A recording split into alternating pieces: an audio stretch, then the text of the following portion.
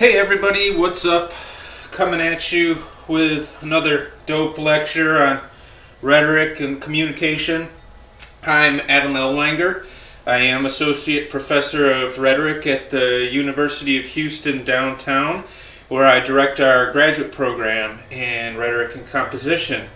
Today I want to talk about two things. A basic conception of logos, ethos, and pathos, and some basics about how to conduct a rhetorical analysis and what rhetorical analysis is generally.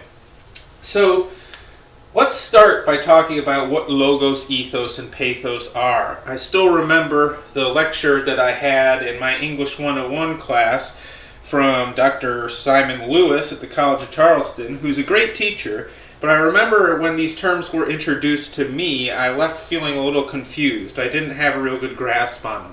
So I'm going to try to make them very clear in a basic sense. All of these could be discussed with greater depth, but I'm going to talk about the basic sense here. So when we talk about logos, ethos, and pathos, we're talking about what we call the three modes of persuasion. And the first text that they really get talked about as such is Aristotle's Rhetoric. Now, these ideas may have preceded Aristotle, but the first place that we encounter them in rhetorical theory that exists today is Aristotle's book Rhetoric. So what we mean by the three modes of persuasion is that logos, ethos, and pathos are three different ways to convince somebody of something. And so we should begin by defining each of them. So logos is the first mode, and you probably know that logos is logic, or at least that's what we associate it with. But what we really mean when we talk about logos is a type of appeal that tries to persuade by demonstrating the logical or rational dimensions of the message. Okay, so an appeal that emphasizes logic and reason. Should be easy to remember because the LOG parallels logic. It doesn't mean logic, but it parallels logic. In Greek, logos can also mean the word. So it can just be talking about language or a specific word in general terms. But we mean an appeal that emphasizes logic and reason.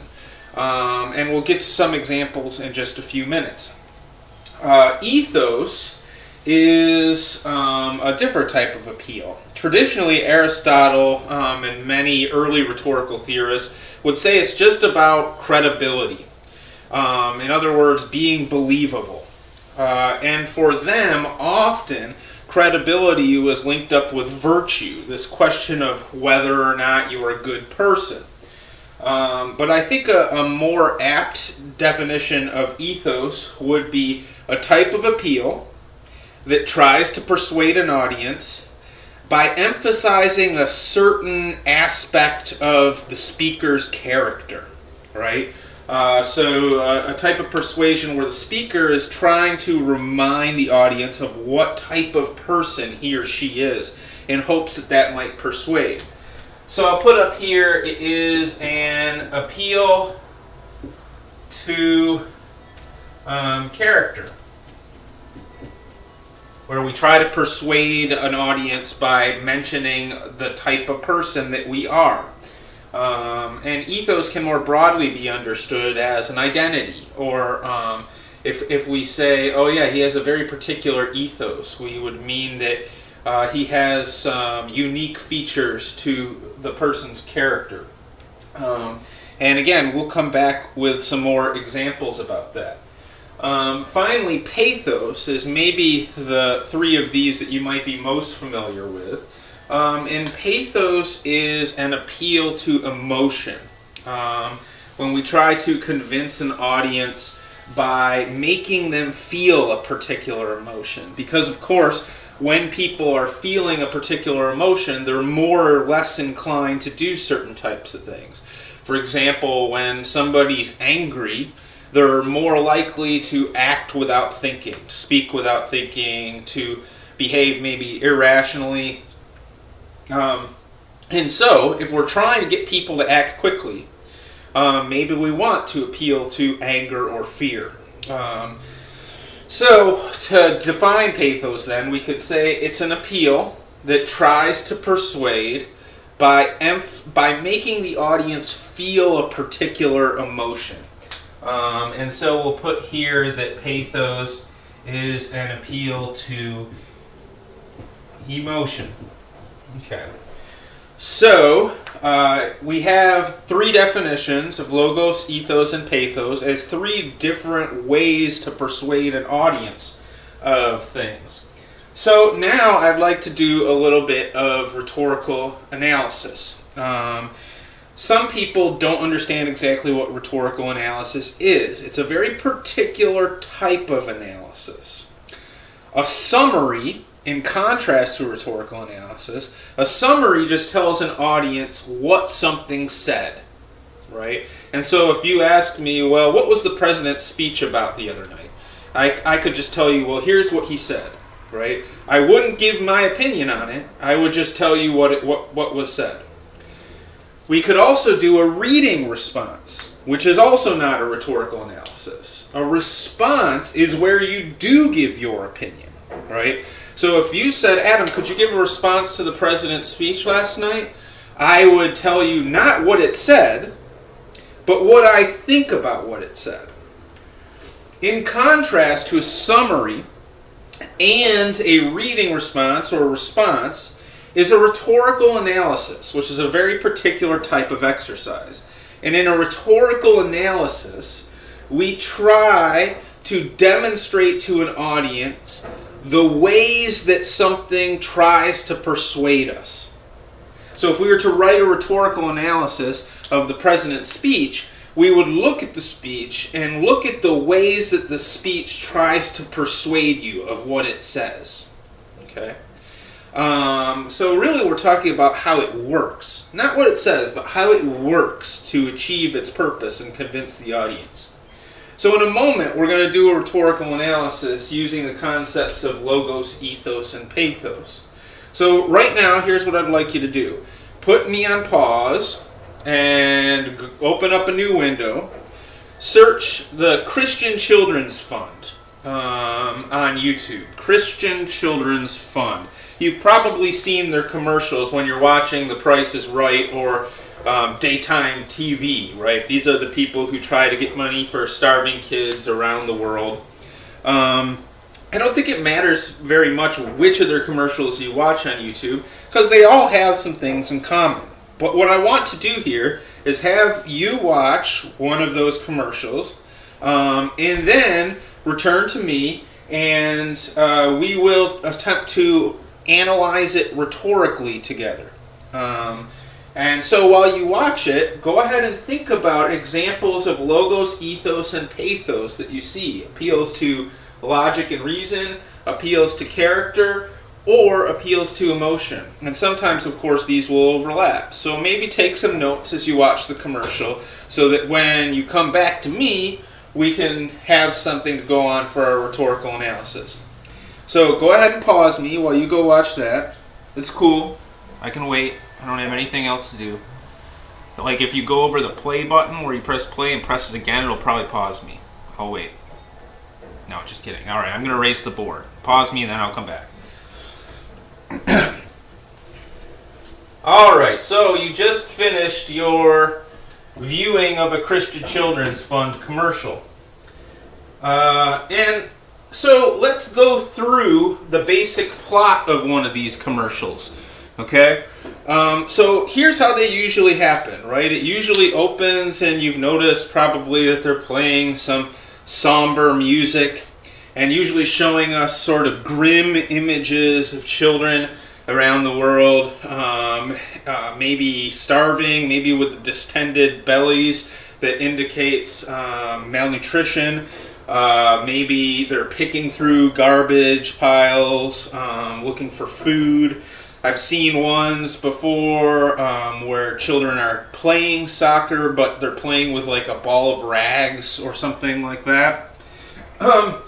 So usually it begins by showing us these images and talking to us often about a specific child, right? A specific child's plight. Maybe the child lost family members and is now ill or something like that. So let's begin by talking about some of the appeals that it makes already here. And the first thing that we talked about was the music. You'll note that they almost always play a very particular type of music. And the type of music is often orchestral. It makes use of instruments like cellos, violins, perhaps piano. But the instruments that you often don't hear is like electric guitar or tambourines, things like that. Now there's a reason for that. And the reason for it is that certain types of music and certain types of sound generally correlate to certain emotional responses, right? And so, like Rihanna might not have as much capacity to evoke a certain emotion as some of the classical composers. And so, what type of feeling then does sort of the orchestral, somber music put us in? Well, it puts us in a reflective mood. It puts us, perhaps if we're shown the right images with it, in a mood, a tragic mood, a mood of remorse or sadness, right? So we'll put music under pathos, because the music is one way that they're trying to appeal to us already. And we talked about the images, right? The images that they show us of the children. And these too are meant to evoke an emotional response. So those are pathos. Now, I think there's also some important logos appeals in the early parts of the commercial. Often they'll say something like, "And you can help these children. For just the price of your morning cup of coffee, a young child could get vaccinated against malaria, could have a stack of pancakes," whatever it is, right? But where's the logos in there? Where's the appeal to logic? Well, it's in the framing of your contribution as something small or simple, like a cup of coffee, right? In other words, they're trying to underscore the minimal aspect of what they're asking of you and asking you to put it in rational terms. How much do you spend at Starbucks a day? Well, giving up just one of the coffees that you drink could maybe save a child from dying of malaria, right? That's a very persuasive argument. So we'll put the economic metaphors here. Other times they'll say they won't compare it to a morning cup of coffee or something, but they'll say for just 25 cents a day, right? Which is another way to do the same thing.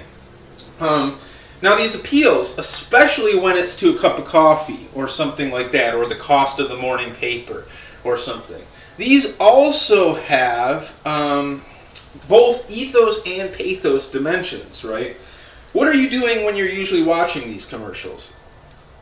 Well, if you're like me, you're probably watching The Price is Right and eating maybe some waffles and sausage, or whatever it is that you have for breakfast, right? Well, when they compare the malaria shot to the cup of coffee that I might drink, right? What they're doing is reminding me that I'm a certain type of person and that they know what type of person I am. And as I sit there on my flat screen television watching people try to win a car by playing Plinko, right? I'm reminded of how privileged I am, and that in itself is an ethos. And often when we become aware of a privilege or an advantage that we have, we either feel guilty for having it, that's an emotion, right? Or we are reminded that other people, right, lack that advantage and we have pity, a different emotion. But either way, economic metaphor reminds us of what type of person we are. right? And perhaps we feel guilty in our affluence, right? And so the economic metaphors also work to reinforce a certain conception of the viewing audience of the commercial, okay? Now, an interesting thing happens right around the middle of most of these commercials. And what it is where it used to be tragic and somber and seeming kind of hopeless, right, while they're showing the children. Often, right about the middle of the commercial, something like this happens.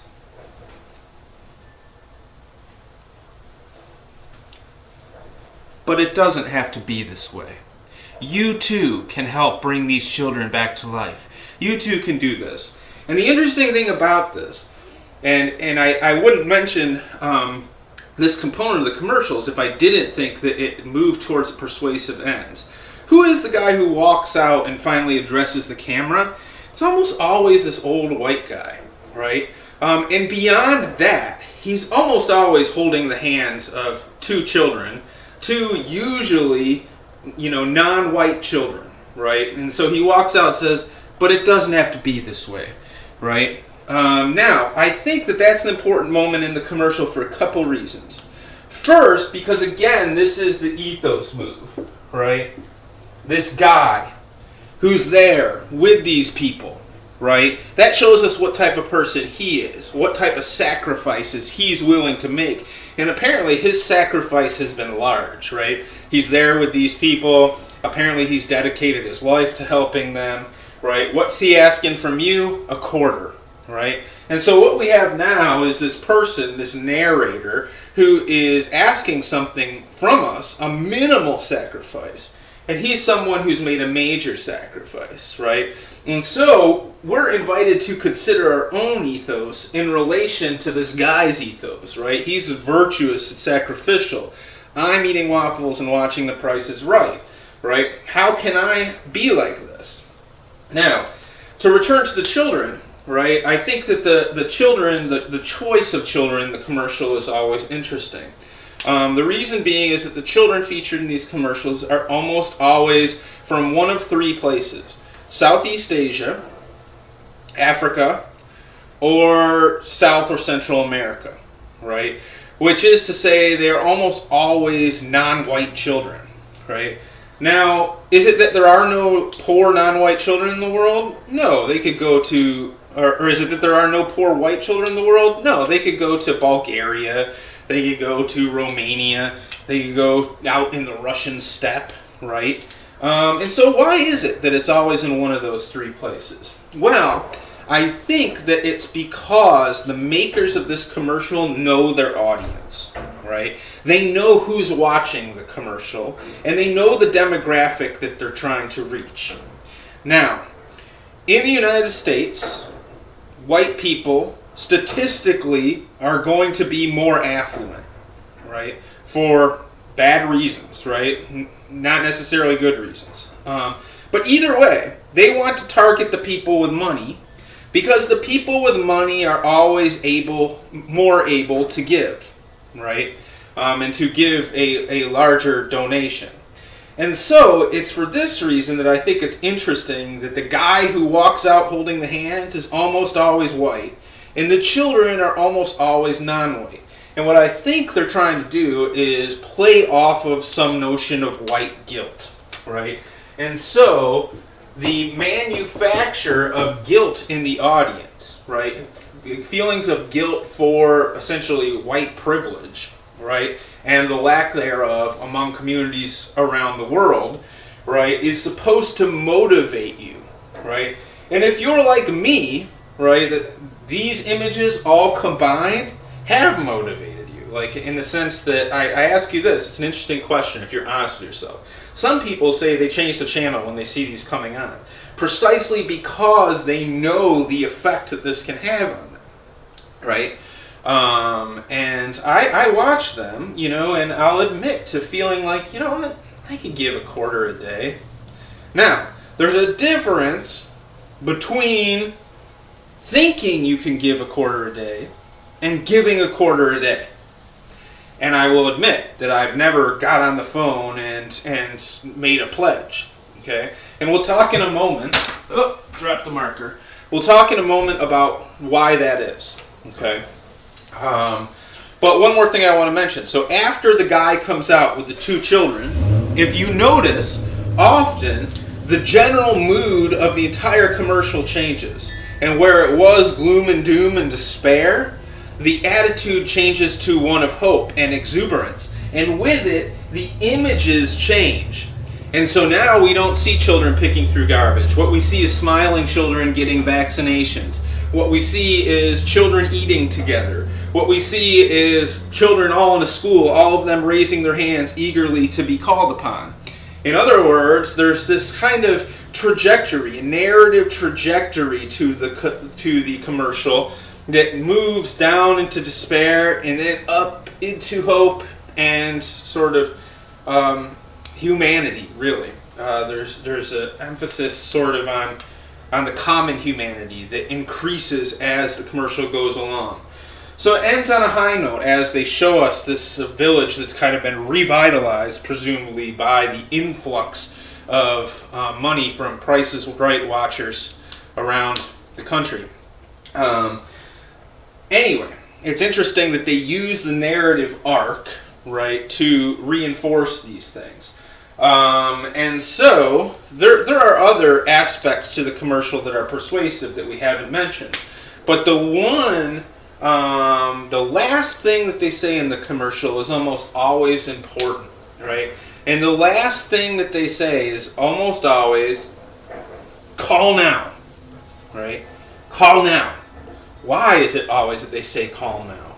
Well, they understand that these appeals, these three modes of persuasion, all these different uses combined, have put you in a headspace where you're most likely to give at that moment, right?